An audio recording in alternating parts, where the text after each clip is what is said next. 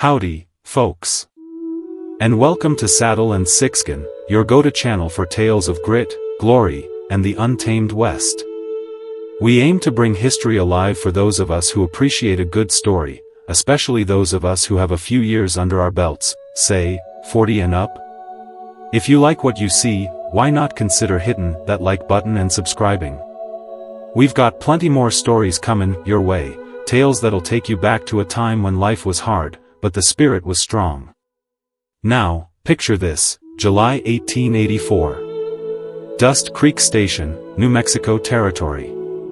A desolate place, where the sun beat down like a blacksmith's hammer and the air shimmered with heat and dust. That train screeches to a halt, letting off steam and passengers into a world that ain't always kind. A young woman named Ruth Carter steps off that train, her heart full of hope and a small valise clutched in her hand. She's come all this way to marry a man she's only known through letters, a man named Richard Moore. But little does she know, her journey is about to take a turn she never could have imagined. What do you think will happen next? She's wearing a blue cotton dress, neat as can be, despite the long trip. Her straw hat sits atop her braided hair. Her eyes scan the platform, searching for the man she's been writing to. And there he is, leaning against a post by the water trough, tall and cleanshaven, but with skin reddened by the sun and eyes that once might have been kind. Richard Moore, she asks, her voice steady but hopeful. He takes a good look at her, and a long silence follows. Then, a slow, nasty chuckle escapes his lips. "Well, I'll be damned," he says. Ruth tilts her head, unsure of what's coming. "I thought you were a mistake," he says, his voice getting louder now. "But no, you really came. You're her, all right." Ruth answers quietly, "I am Ruth Carter, the woman you wrote to." Can you believe his behavior? Richard scoffs, "I thought I made it clear in my letters. I wanted a good Christian woman, polite, quiet, able to cook, clean, and not draw too much attention."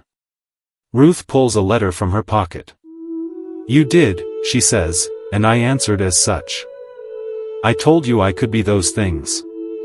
Richard snatches the letter, scans it, and chuckles bitterly. "You left something out," he says, gesturing vaguely at her. "Color, shade, whatever folks are calling it now." Ruth's jaw tightens. "I am a woman of faith. I honored your words. I left my family, my father's house, for the promise of a home." He sneers, "You look like someone who belongs behind a broom, not beside me." "This is a terrible first meeting, huh?" Murmurs rise from the other passengers. A little girl tugs her mother's skirt, a ranch hand spits into the dirt. Richard leans in, lowering his voice but not his venom. "You think just because you can read, wear a ribbon, and cross your legs like a lady, you get to marry a white man in a white town?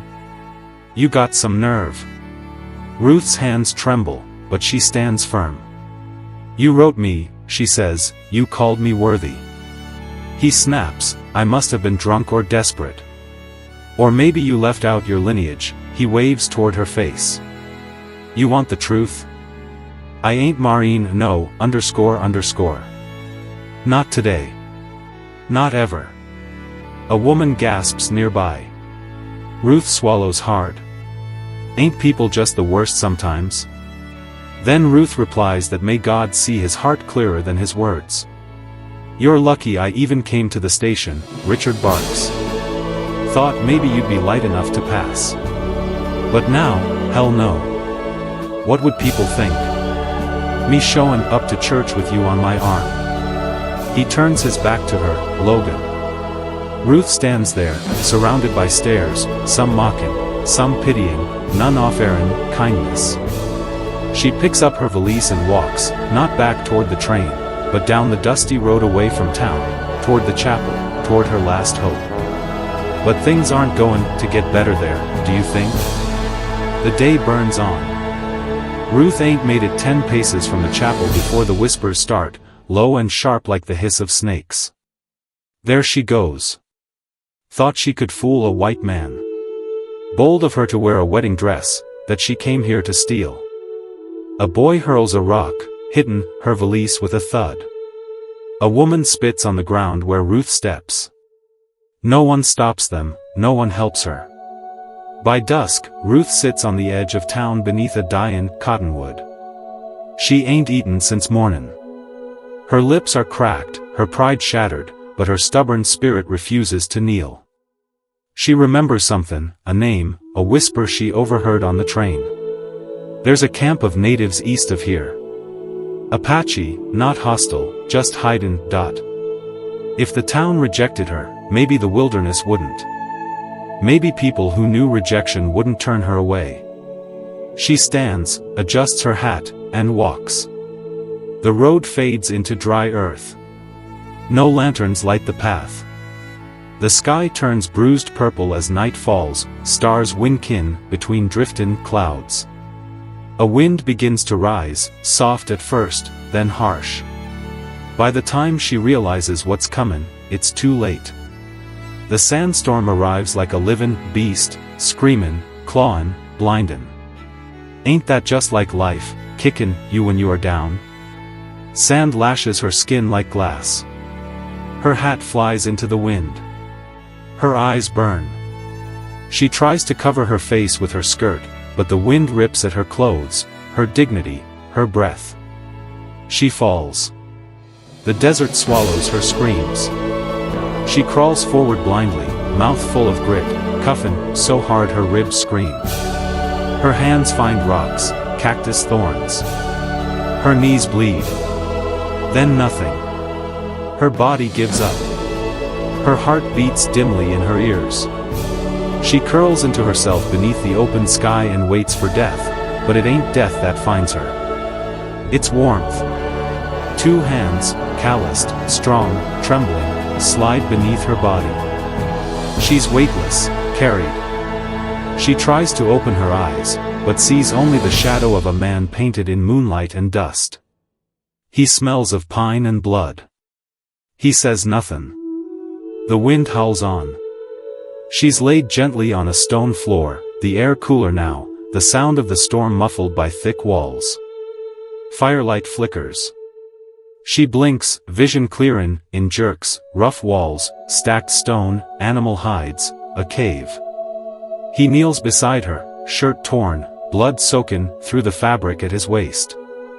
His face is half hidden by hair and shadow, but she sees the wound, deep, dark, freshly wrapped in crude bandage. A jagged scar runs from his brow to his cheek, old and brutal. She tries to sit up. He presses one hand against her shoulder, not harsh, but firm, then points to himself. "Taza," he says. His voice is gravel and fire. Then he points to her, weighted. She whispers hoarsely, "Ruth." He nods once. She looks down at his side. "Blood a lot." "You are hurt," she says. Taza doesn't answer. Instead, he reaches toward the fire, grabs a leather pouch, and places it beside her. Then he leans back against the wall, breathing heavily, his eyes still watching her, not with suspicion, but with awe. They sit in silence as the storm rages outside, two strangers bound by wind, blood, and exile. And somehow the cave don't feel empty. Ruth wakes to the crackle of firelight and the soft dripping of water echoing through stone. Her limbs ache, her throat burns, but she's alive. The cave is small, barely tall enough to stand in. A circle of stone surrounds the fire in the center. Animal pelts line the floor. A bundle of dried herbs hangs from a low beam. And across the fire, sitting motionless, is him, the man from the storm. He sits cross-legged, a blanket draped over his shoulders, chest bare except for the blood-stained wrappings across his ribs. His face is half turned toward the flames. But even in the dim light, Ruth sees the scar. It starts at the brow, cuts jagged across his temple, and ends near the edge of his jaw, deep, healed badly, a wound that had not only torn skin, but memory. His eyes meet hers, dark, sharp, unblinking. He says nothing. This is a great scene set up, huh? Ruth struggles to sit upright, her muscles cry out. He makes no move to help, but she senses no hostility, only weariness, like a wild animal, unsure if the hand reaching out is to feed or strike. "Thank you," she rasps. He tilts his head as if listening for meaning beyond her words. She touches her chest gently. "Ruth," she says again. He nods once, then touches his own chest. "Taza." She smiles, though it trembles. He points to her arms, scratched and bruised, then to the bandage at his side. Blood had seeped through. Ruth moves slowly, gathering herself. She reaches for the satchel he'd placed nearby the night before and opens it. Inside are roots, herbs, and strips of soft hide. She touches each one with care, remembering the way her father had taught her, to boil willow bark for pain, to pack wounds with yarrow, to keep the soul steady while the body healed. She looks up. "May I?"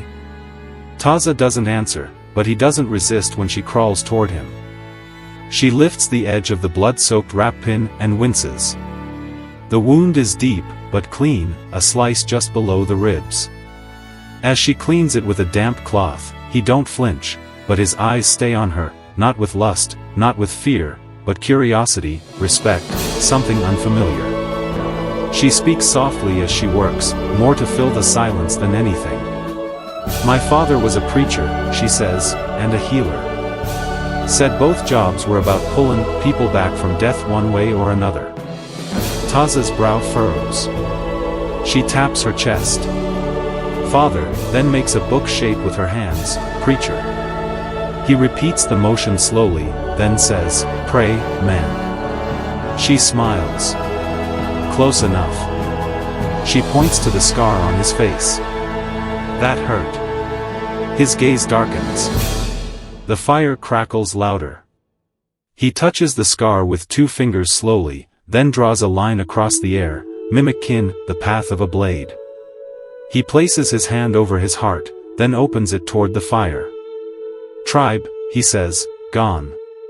He spreads his fingers wide, mimicking an explosion, then pulls them slowly into a fist over his chest. "Soldiers?" she asks. He nods. "Ambush?" she adds. Another nod.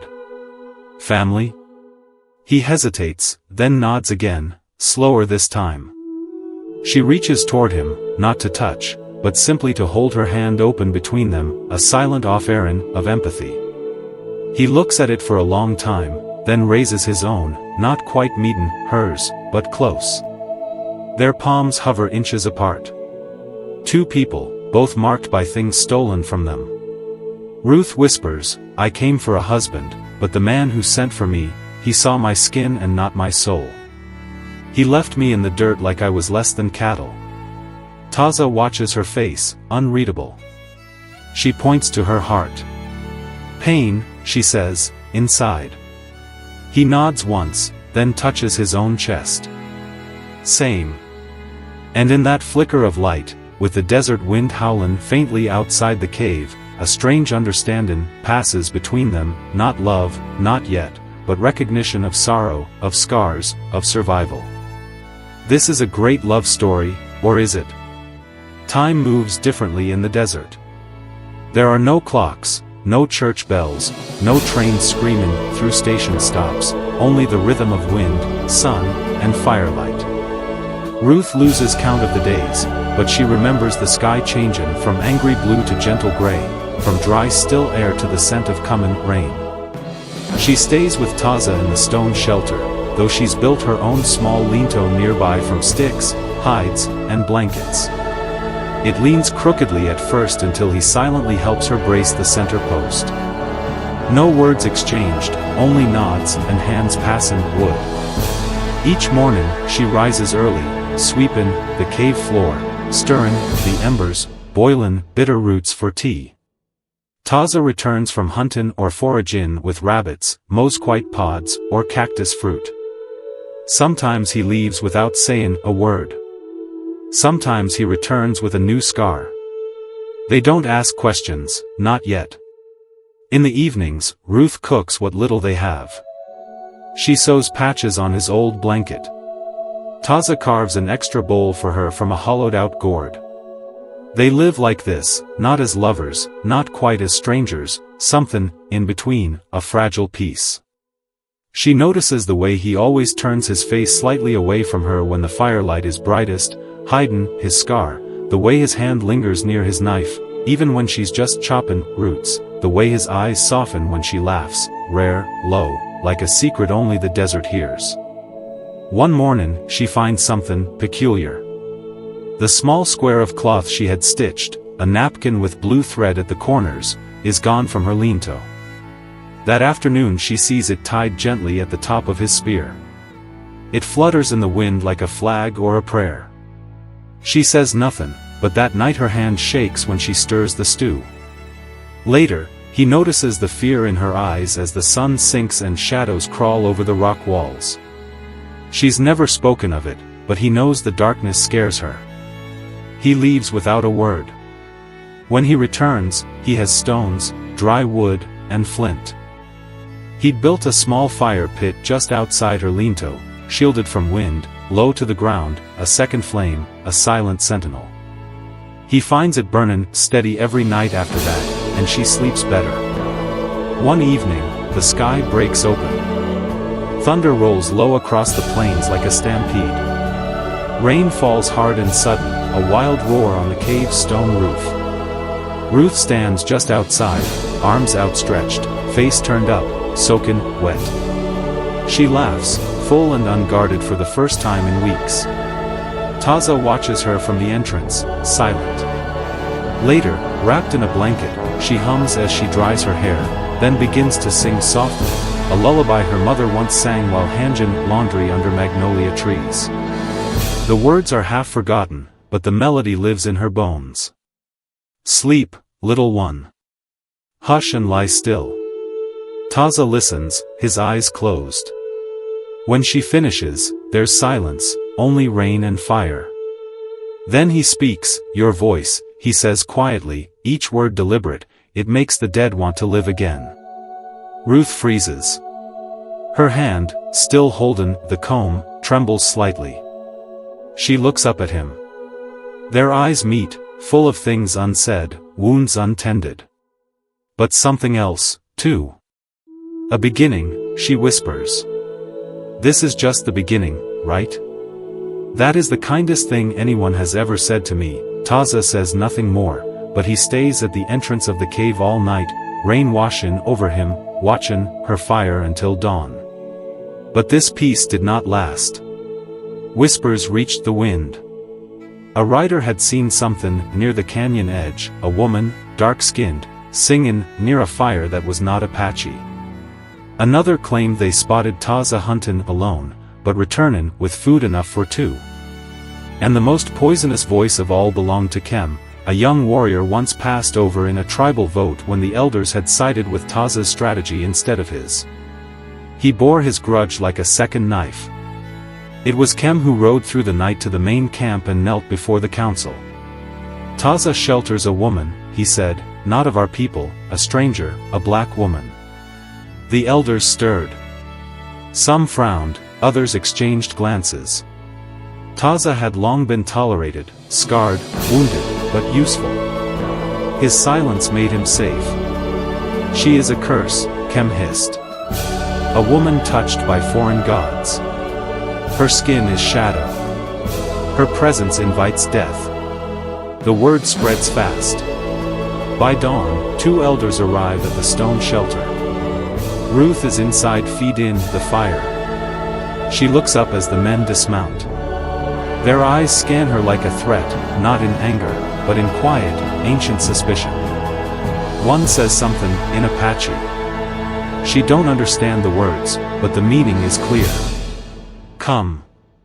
Taza returns as they're leading her away. He steps between them. No, he says, voice low. Taza, the elder warns, this is not your place to decide. She is with me, he replies. She is not one of us. She saved me. She bled to heal me. She sings when the wind tries to kill. She brings eyes from the outside. White men trouble. Taza is silent. The elders turn to Ruth. She will be judged, one says, tonight. Taza don't stop them, not with his hands, but he follows every step. That evening, beneath the great tree in the center of the tribal grounds, a circle forms, elders, warriors, children peek in, behind mother's legs. Ruth stands alone in the middle, Taza beside her, unspeaking. Is this the end of their romance?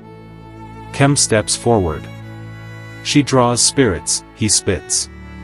The soldiers hunt us like dogs. Now we take in outsiders, dark ones. Do we forget the old ways? Murmurs of agreement rise. One elder lifts a staff. Taza, speak.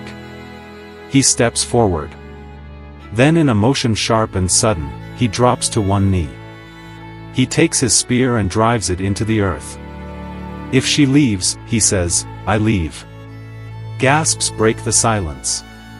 If you call me traitor, he continues, take my head, take my honor, but let her go free. He bows his head. Ruth stands motionless, eyes wide. No one moves. Then the eldest among them steps forward, his voice a quiet thunder.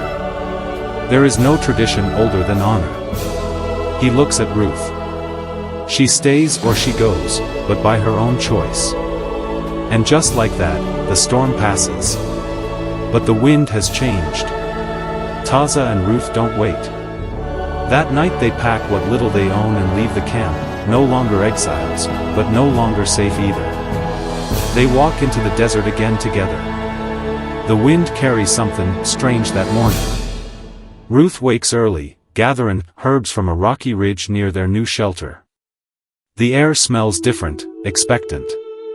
When she returns, she notices it immediately, a small piece of paper pinned to the fence they built from driftwood and dry scrub. Next to it, wedged between splinters, is a faded photograph, her father, dressed in his Sunday coat, the same image she'd carried west, lost during the train ride. She freezes.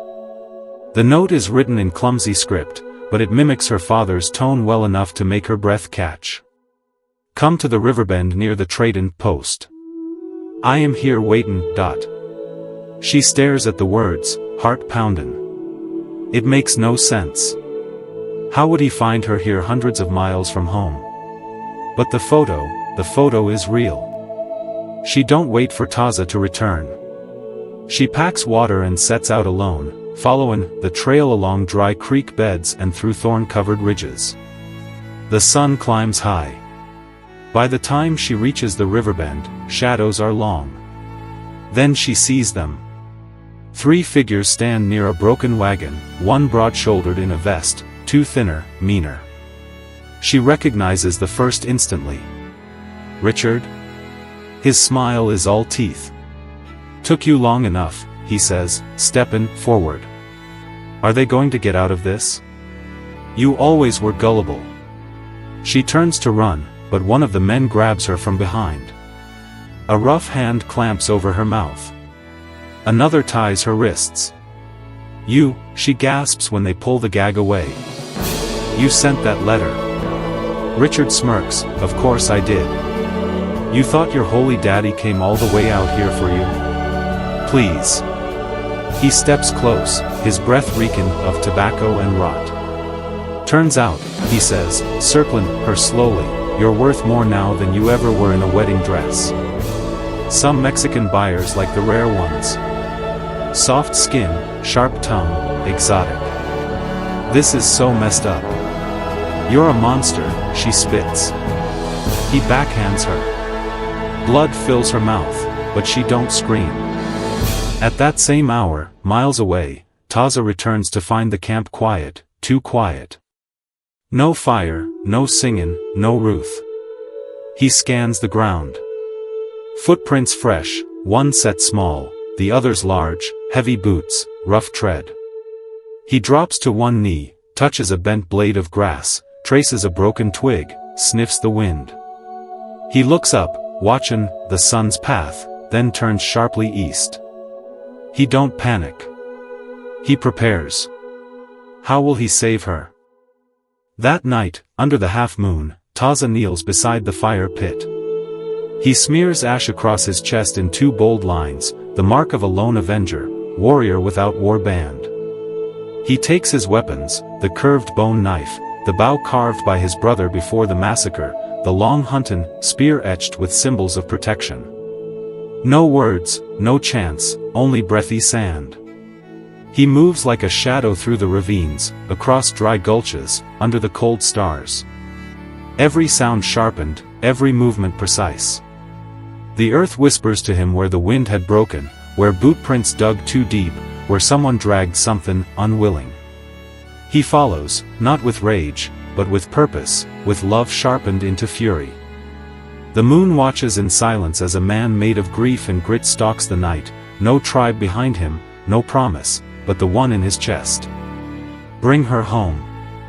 Will he get there in time? The canyon is narrow and crooked, a jagged scar in the earth beneath a sky cloaked in ash-gray cloud.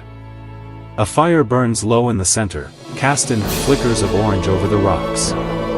Ruth sits on the cold ground, wrists bound tightly behind her, blood dried on her lip. The night presses in from all sides. Richard laughs somewhere nearby, nursing a flask in his ego.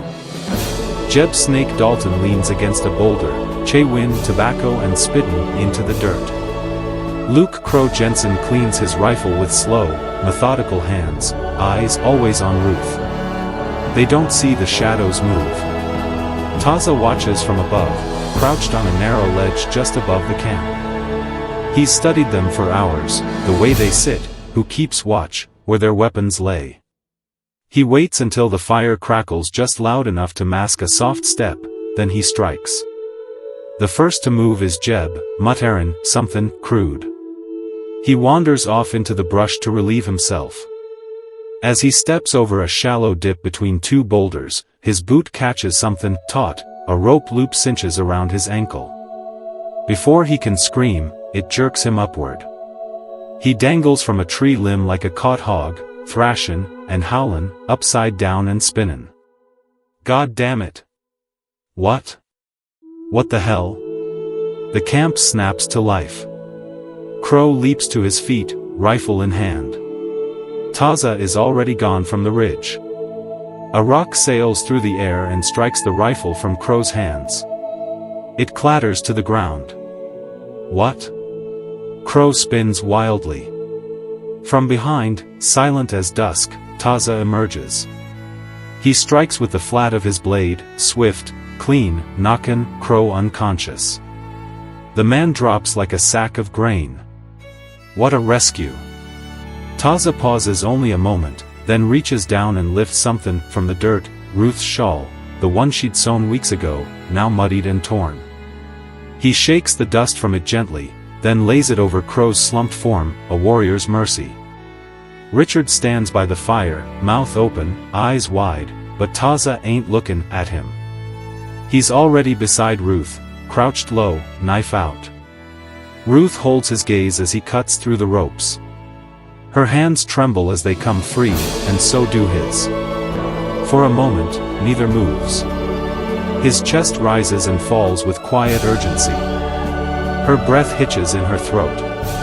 No words, only their eyes speaking. Then a roar shatters the stillness. You really think this is worth dying for? Richard bellows, lunging from the shadows with a knife raised high. Ruth screams. Taza turns just in time to shove her aside. The blade sinks into his side, a sickening sound, metal through flesh. Taza staggers but don't fall. Blood pours freely down his ribs. His legs waver, but somehow he remains upright, then he steps forward. He wraps his arms around Ruth, shielding her from another blow. His chin rests against her shoulder. His voice is a rasp, broken, half in English, half in soul. You are my wife, he whispers. No one takes my wife. His knees buckle. They collapse together by the fire, his arms still around her. Richard stands frozen, stunned, the knife shaken in his hand. But Ruth is no longer afraid.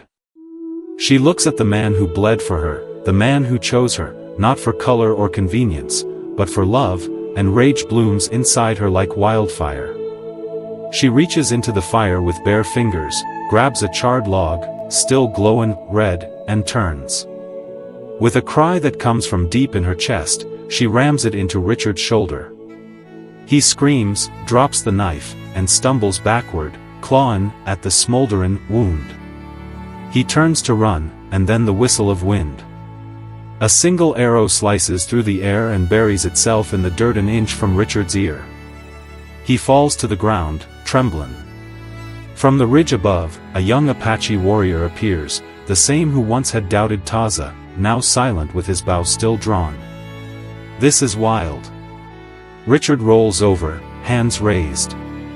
Please, please. He don't fight as Ruth takes the same ropes he'd used on her and binds his hands behind his back. Taza lays bleeding, his skin pale, his breath ragged. Ruth kneels beside him, cradling his head in her lap, tears falling freely. You stayed, she whispers. You came for me. He blinks slowly, a weak smile touching his lips.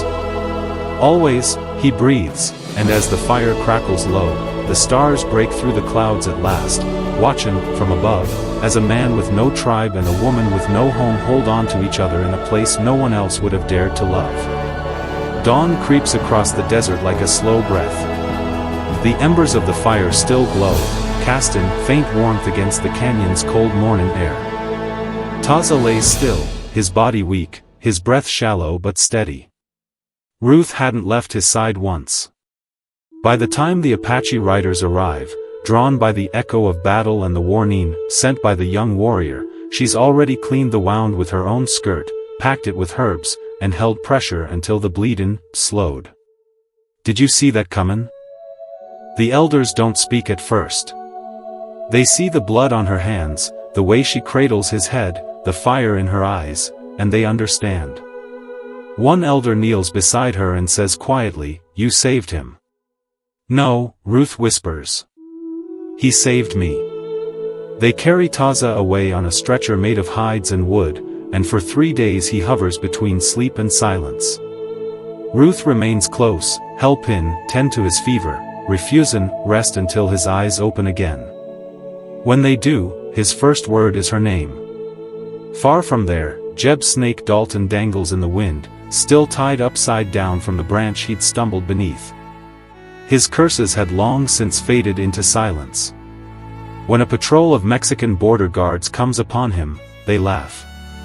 They cut him down, throw him into the back of a wagon, and by sundown he's shackled, awaiting trial for traffic and attempted kidnap. Luke Crow Jensen awakes in the dirt, dazed, alone. The fire is out, his rifle gone.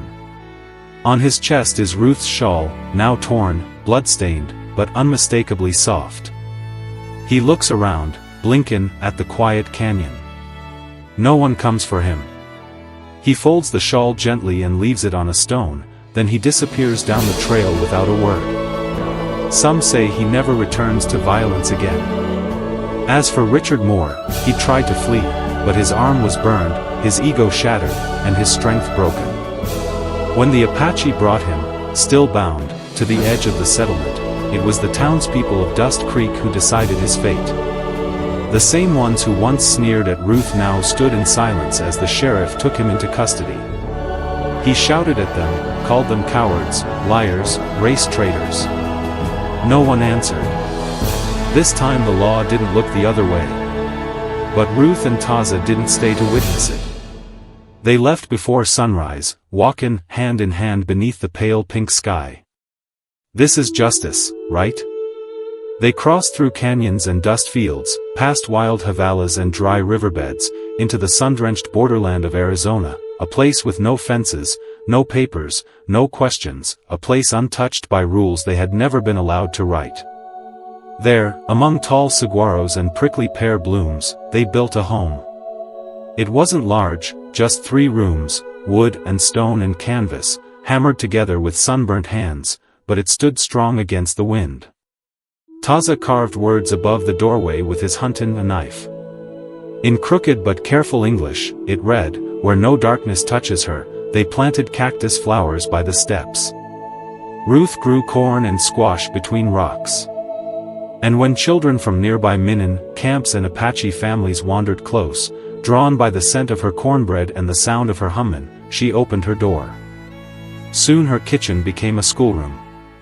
Mixed children, brown, black, copper, cream, sat side by side, scratchin' chalk on wooden boards. Some couldn't read, some could barely speak, but they learned together. Ruth never asked about their fathers, only about their dreams. In time, Taza healed. His scar remained, but he no longer hid it.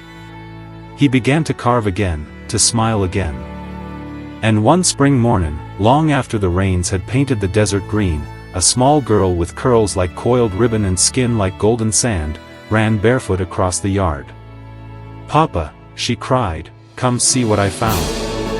Taza turned from his workbench and scooped her into his arms. Ruth stood at the doorway, watching.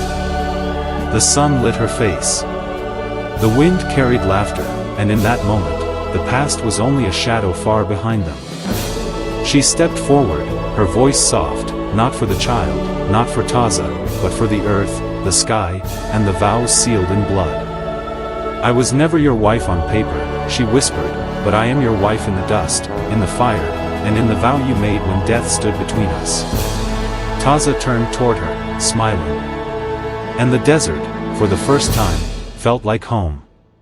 In the unforgiven lands of the Wild West, where law bowed to greed and love often perished in silence, Ruth and Taza defied both fate and prejudice. Their story wasn't written in church records or government ledgers, it was carved in the dust, sealed in blood, and whispered across cactus fields by those who still believe in the power of a vow. And that's all there is. If this tale moved you, if you felt the ache, the fire, and the quiet triumph of love born in the harshest place on earth, subscribe to Saddle and Sixskin, because here we honor the forgotten hearts, the untold romances, and the fierce beauty of love that outlived bullets, borders, and bloodlines. Hit the bell so you never miss a story where the frontier met the soul, where bullets missed but hearts didn't. This is Saddle and Sixskin, and remember to like our channel.